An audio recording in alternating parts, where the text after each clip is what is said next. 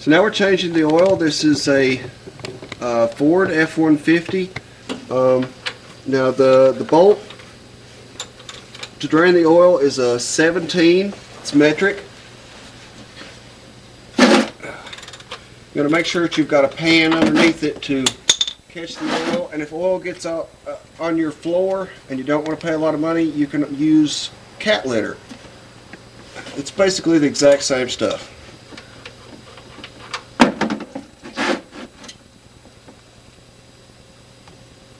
And that right there, if you can see my hand, that's why you do it when your truck is cold and not hot.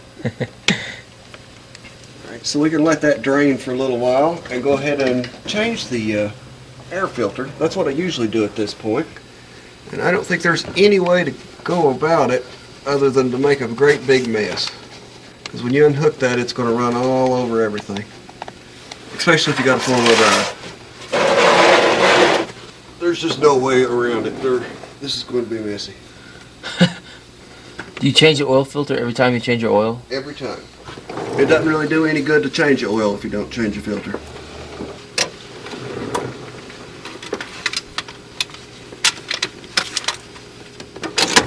My tool's too little.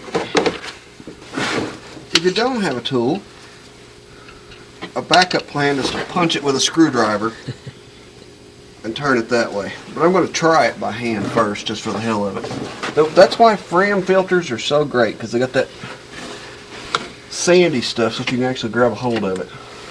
Which we'll see in a minute.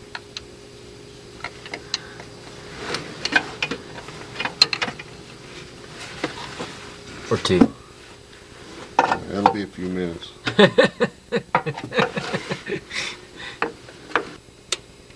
Now, Matt, understand that this is like a last resort kind of thing because I don't have a tool. Yeah. Well, we'll only have grips from here on out.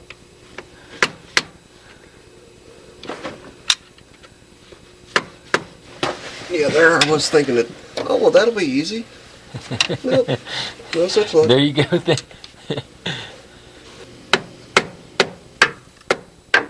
Oh.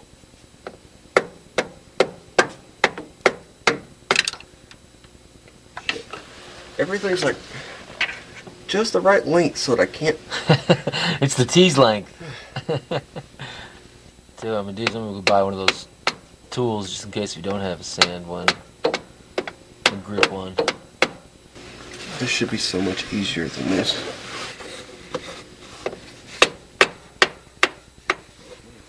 Go through.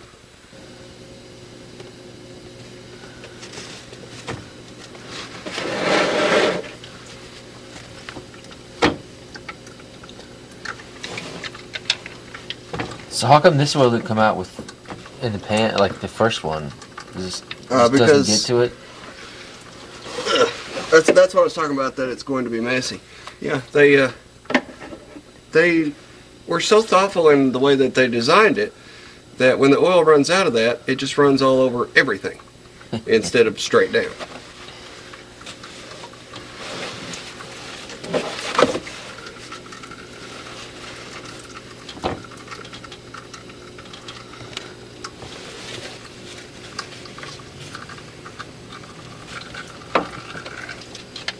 I can't believe they don't all come with grips on them.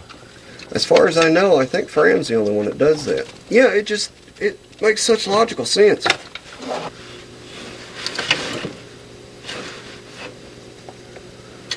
And when you take off an oil filter, as soon as it comes off, you should try to make the part that's screwing into the block go up so that it's not spilling out everywhere. And you keep your mess down to a minimum.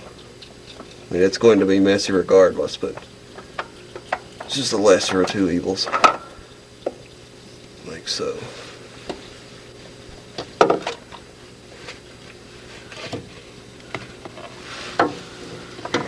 Right into the oil pan. There we go. That wasn't too bad. You also want to have a drop of oil and go around the seal. Doesn't take much, just a drop will do it. You also want to be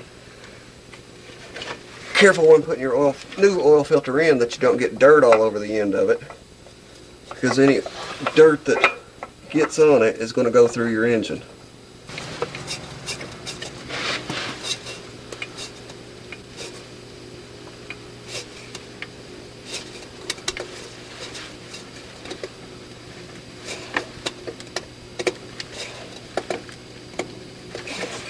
Yep. Alright. Now with this one here, your drain plug, you want to make sure that it's good and tight so that it doesn't vibrate loose. But at the same time, it's only got a thin piece of metal that it's going into, so you don't want to over tighten it because it'll strip it out. Alright, now we're ready to put oil in it. So we don't know how much oil it takes, but we'll find that out. The oil cap is over on the passenger side. Now it's supposed to take 5W20, right? But it's winter time, so we're putting in 5W30.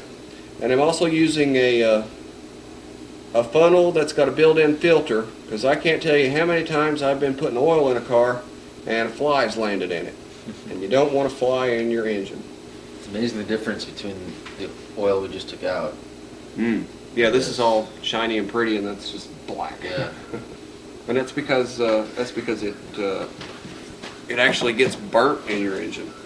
So what your oil does is your oil squirts out of this thing right here, and it lubricates these rings which go up and down in the motor.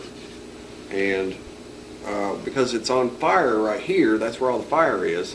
You know, the fire happens and then that goes down. And Like, oh. yeah. Anyway, because that happens, a little bit of that oil that's on the side of the wall actually gets burnt. You know, a little bit each time. And so that's why it's black when you take it out of your car. So this is taking a long time because I'm using that filtered thing. Otherwise it just run right in there. No flies. Right, no flies. How will you know when you've added enough oil? You've got a dipstick. So I'll put these 5 in it, check it, and go from there. So I'm pretty sure it would use like 6 or 7 quarts. But Put the original cap back on. okay. Since we found it. Alright, so the dipstick is located on the driver's side. Alright, now if you'll notice here on this, you've got 2 different holes, one for minimum, one for maximum. You want your oil to be somewhere in between. If you're about in the middle, you're about a quart low. So we'll put another quart in it, and then we'll crank it up and let it go all through it and everything, and check it again. This is actually more fun than watching paper. You compared the two, huh? Yeah. I've done both, and this is definitely more fun. Yeah, I agree with that. Excuse me, this is men only? Clean up, Claire. This is men only, baby. Work. This is the man room.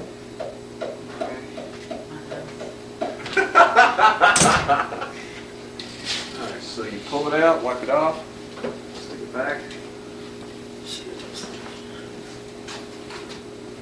There we